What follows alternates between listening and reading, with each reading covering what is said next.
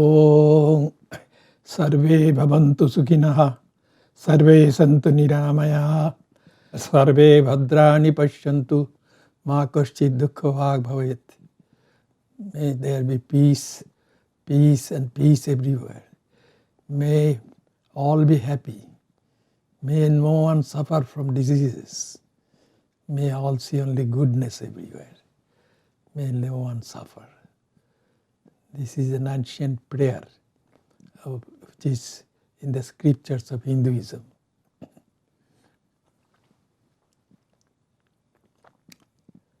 The subject of my talk this evening is non-violence.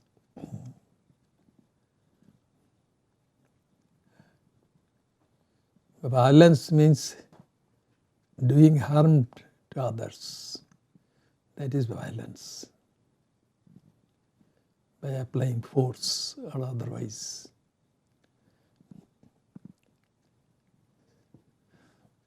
And it is interesting that in all the religions of the world, violence has been condemned.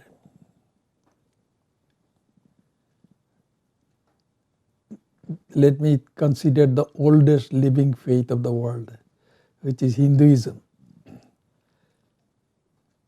In one of its ancient scriptures called Shvetashvatara Upanishad, this saying is there, Mahingsi Purusham Jagat. That means don't commit violence to this world. Then let me refer to Christianity. In the Gospel according to Saint Matthew, we read Jesus saying to his followers, love your enemies and pray for those who persecute you. It also says, you must be perfect just as your Father in heaven is perfect. God is perfect. That means the implication is that there is no violence in God.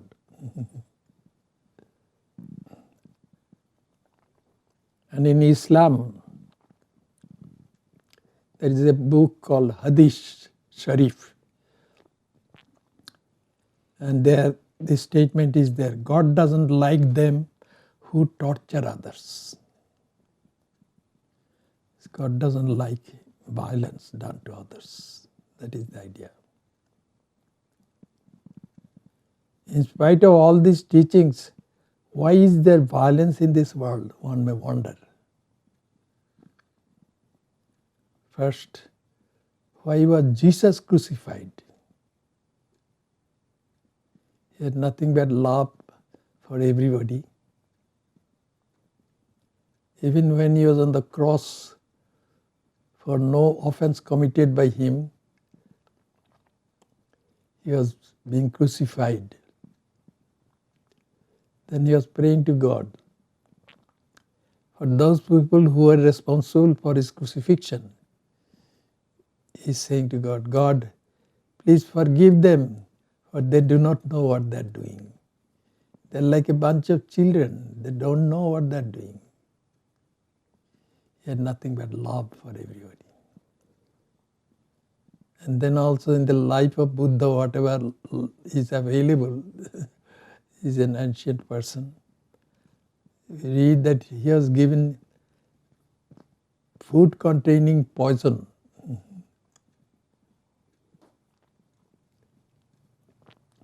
And let us go into the distant past of Hinduism. There's Ramachandra is considered a divine incarnation. Krishna is considered a divine incarnation.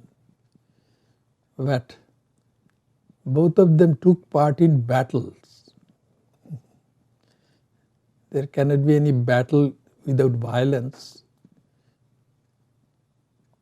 In spite of the teachings in Hinduism that one should be non-violent, these great teachers, they acted differently. And even the other day in Ireland, the Catholics and the Protestants were fighting with one another. In spite of the fact that Jesus taught his followers, love your enemies as thyself. And there was war, the Second World War between Great Britain and Germany. Germany and its allies and Great Britain and its allies. When I was born, at that time the Second World War was still going on.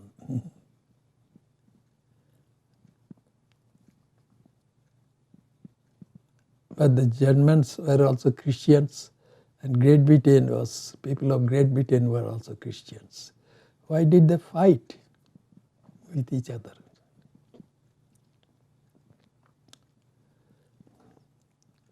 And in the life of Sri Ramakrishna, we read that Sri Ramakrishna said to a young man, his name was Yogin. Eventually he became Yogananda, a saint. He was one of the main followers of Sri Ramakrishna. So Yogin had come to Sri Ramakrishna, and Sri Ramakrishna said to Yogin, go to the shelf which is there in the room where I stay, and there is a cockroach there. Take the cockroach out and kill it. Yogin found the cockroach and took the cockroach out. But he was kind-hearted, so he took the cockroach out but didn't kill it. He released it. And when they returned, Sri Ramakrishna said to him, Yogin, did you kill the cockroach? Yogin said, no, sir. Revered sir, no. So why not? If you think that you have to obey me, then when I'm still alive, you should obey me and do what I ask you to do. Otherwise, when I will not be physically present, what you will do, nobody knows. That's what he said. You may wonder, Sri Ramakrishna, why would he ask Yogin to commit violence to that cockroach?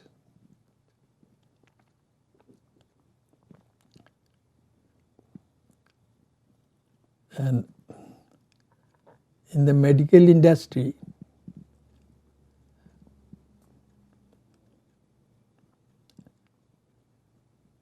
the germs who want to survive, they enter into animals' bodies. And these germs cause diseases to people and to other living beings. That's why the antibiotics were later on developed and discovered. And our bodies also have white blood corpuscles. They go and attack the intruding germs. And there's a fight going on inside our bodies.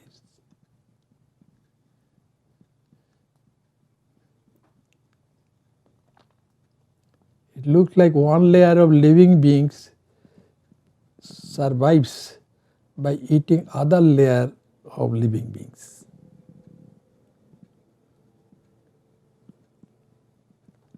Human beings catch fish with nets, and when a net is cast in a lake by the fisherman, then he does that with the help of catching some fish. And when he pulls up the net, it is laden with fish. Then he is very happy. He says, God is so kind have got a good catch. But what will the fish say? For them that meant nothing but imminent death. So, human beings eat fish and other animals also, their meat.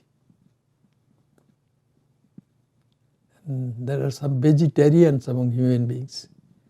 They think that we can eat vegetables. They don't have red blood. But they are all living beings, vegetables. We destroy their lives and we eat them. Every grain of rice or wheat that we eat, that had life in it, had it been sowed into the ground, it would have become a plant.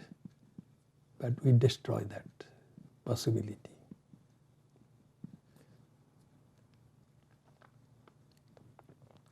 We think it is a good thing to destroy them. There is no violence there. But surely there is a violence.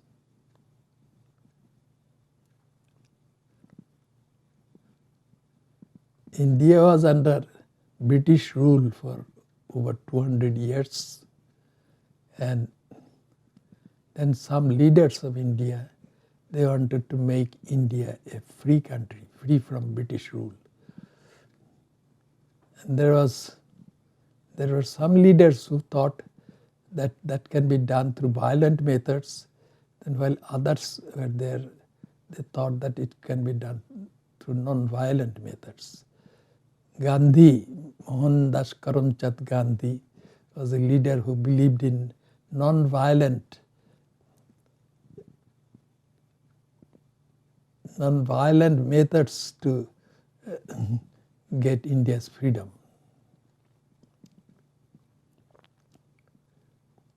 So his followers would take out processions and they would say, "We want freedom, we want freedom." There was no violence in that.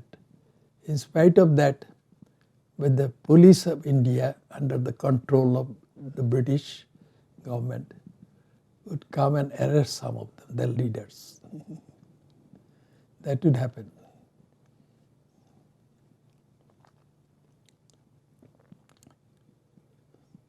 There was one leader, Subhash Chandra Bose. He was young at the time.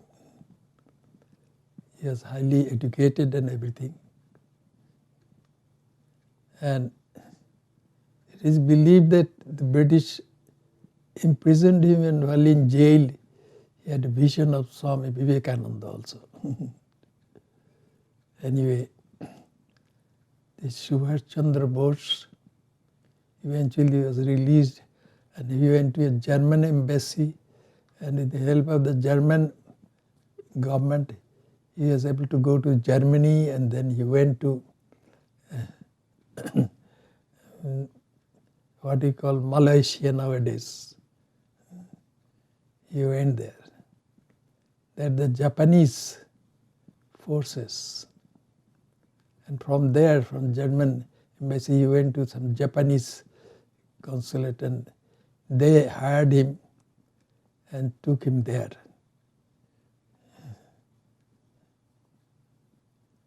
And there were many Indian soldiers in the British army, and the Japanese army defeated them and they imprisoned them. They are in that part of the world which is nowadays called Malaysia. In Singapore also they are there.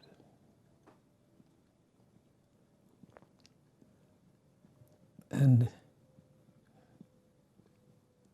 Subhash Chandra Bose was sent there because he was not a believer in non-violent struggle. So he went there. And one of our Swamis was there in Singapore at that time. We heard from him that when Subhash Chandra Bose formed an army composed of those Indian soldiers working for the British and imprisoned by the Japanese.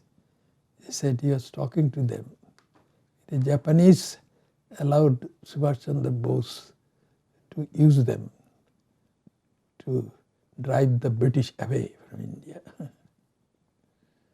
And then he stood up to give a talk in Singapore.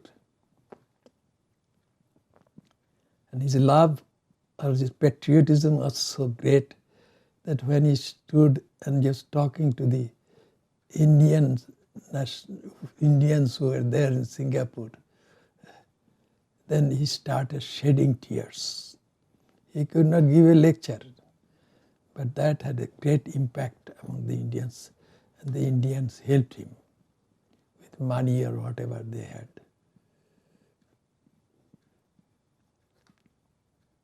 And Subhash Chandra Bose formed with those Indian soldiers who had been imprisoned by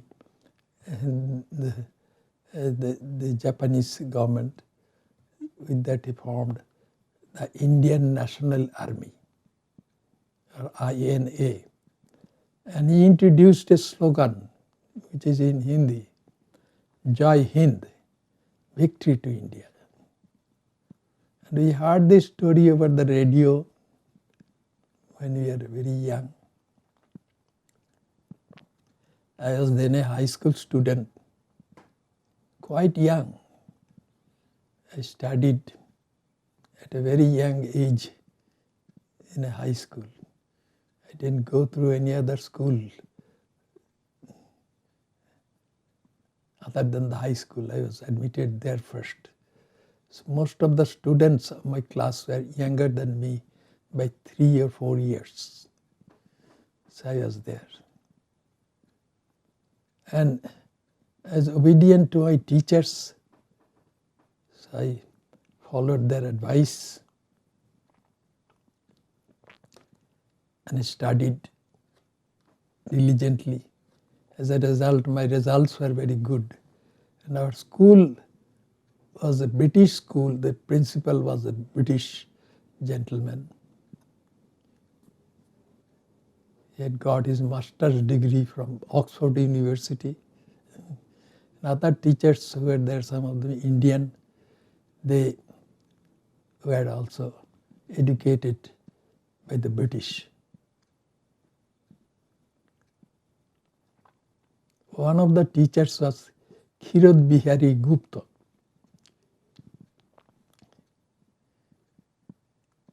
And he was a very good teacher, a mathematician, so to say.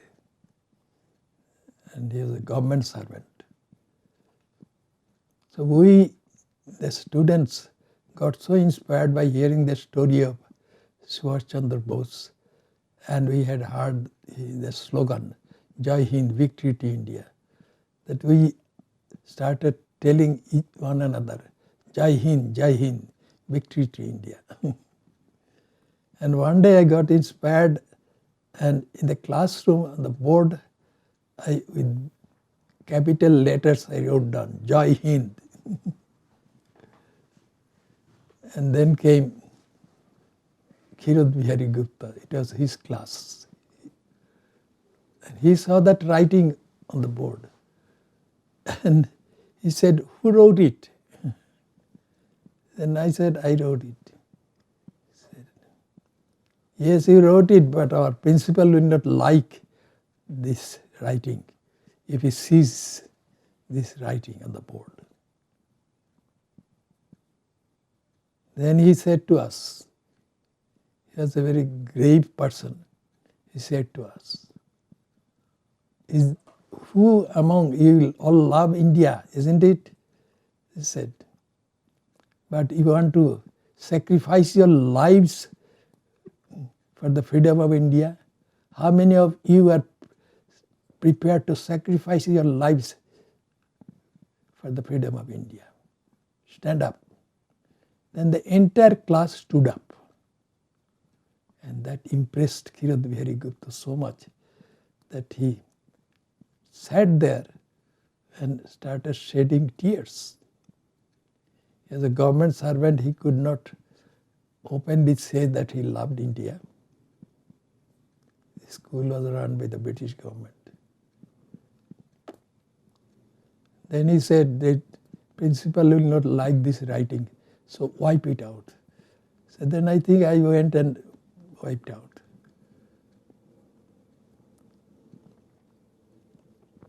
I was a boy about 13 years old. And so Subhash Chandra Bose did not believe in non-violent method of getting freedom from the British rule.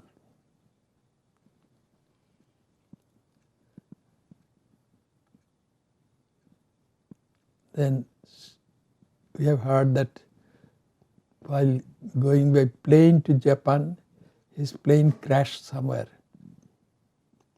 and as a result he died.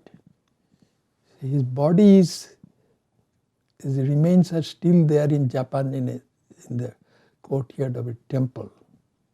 And by Sri Ramakrishna's will, I had to visit Japan 7 times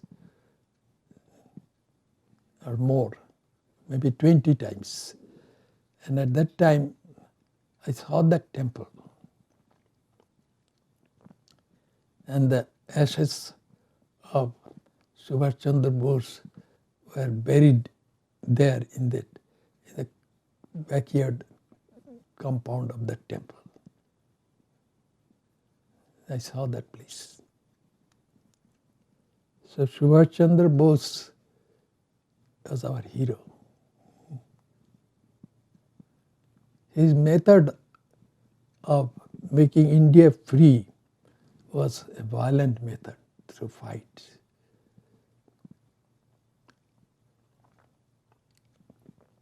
Eventually India gained freedom without any fight with the British, because this idea of Jai Hind entered into the barracks of British army composed of Indian soldiers, and some Indian Navy also had that.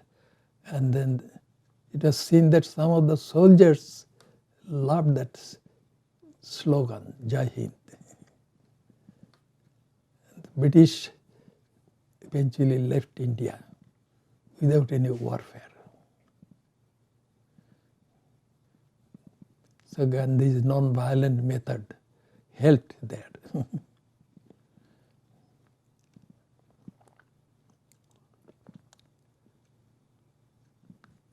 So violence is there in this world. Even though we adore the idea of non-violence.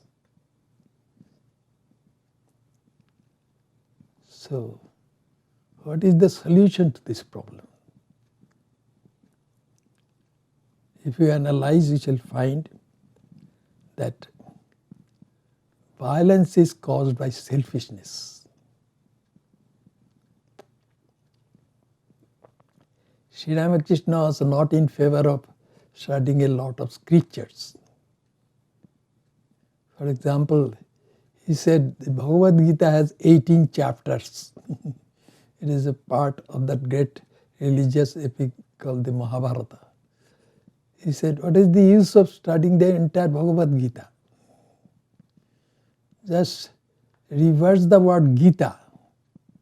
Then that is what the Bhagavad Gita teaches. So the word becomes Gita, becomes Tagi. Tagi means the renouncer. That means the Bhagavad Gita is teaching that we have to renounce the obstacles to our manifestation of our divinity. That is the teaching of the Bhagavad Gita, according to Sri Ramakrishna.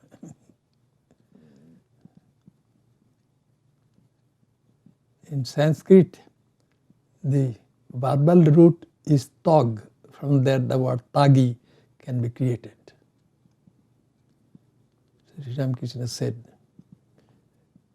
yes, we have to renounce the obstacles which stand in the way of our experience of our inherent divinity.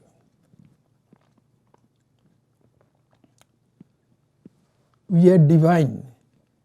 That is also taught by our scriptures. Tattamasi, you are divinity. Aham Brahmasmi, I am divinity. That soul which is in me, that is also divinity. I am Atma Brahma. Sarvam Khalidam Brahma. Everything that is there in this world is no other than divinity. These are the main teachings called great sentences in Hinduism.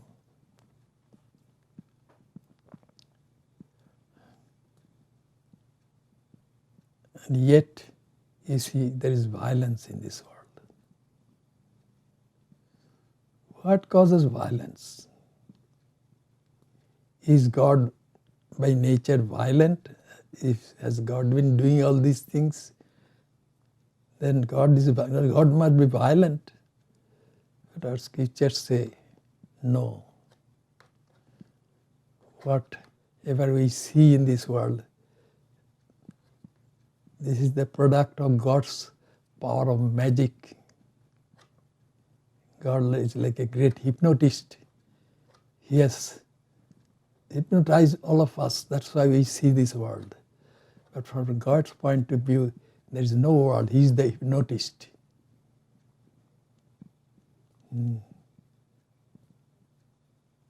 So from God's point of view, there is no violence actually. God is beyond violence and non-violence. God is beyond all these things. And our scriptures say, Uttishtata Jagrata Prajva Varannibodhata. You are switching from one dream world to another dream world. When you fall asleep and then you are in your dream world. Everything that exists in the dream world seems to be real to you.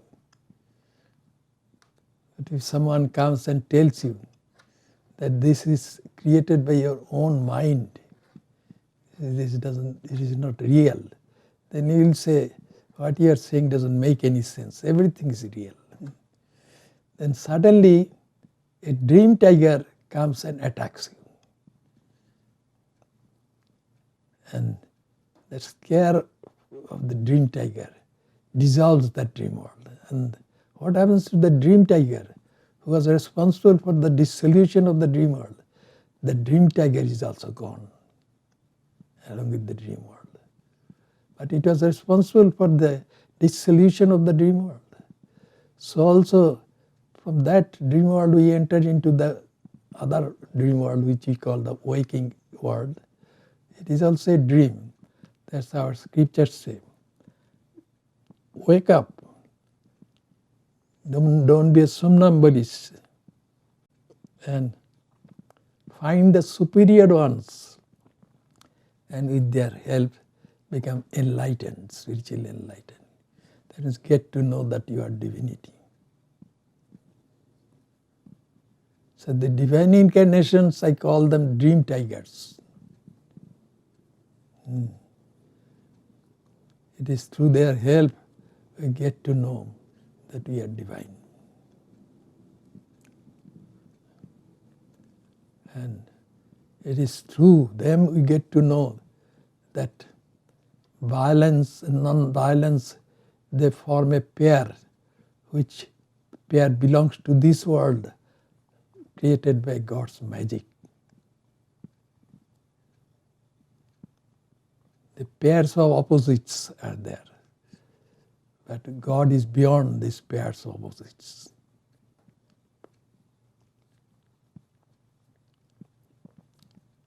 The idea of violence and non-violence, that is there in our minds. And we are not our ego. We are not our minds. The container and content cannot be the same. owner and the object owned cannot be the same. So I am the owner of my mind, so I cannot be my mind. So I cannot be my ego also. But somehow I am identified with my mind because I think that the center of my individual existence is a thought of my conscious mind, and that thought is I or ego. So you have to go beyond our ego.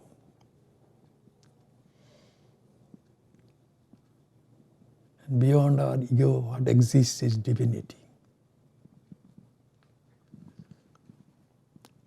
And this teaching we get from those great teachers, whom I call dream tigers.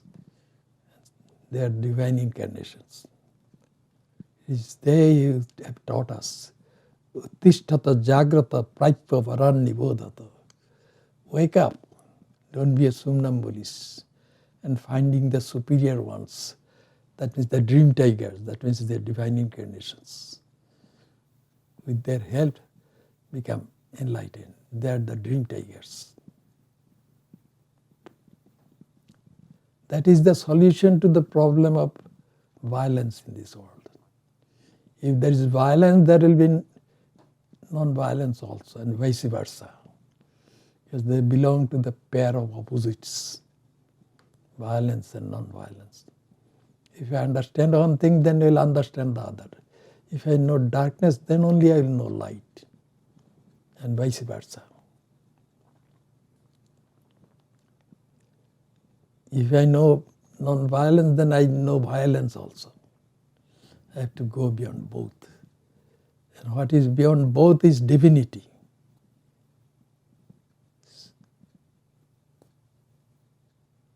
Then we will be beyond violence and non-violence. And beyond violence and non-violence, beyond these pairs of opposites, what exists is divinity. This is what our scriptures have tried to teach. That is, we are all divine.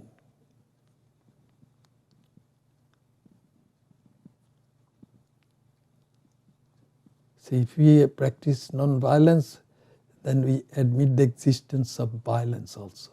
But we have to go beyond both. And how can that be done? By manifesting our divinity, by getting rid of our ego. That is the solution. Thank you all so much for listening to this talk.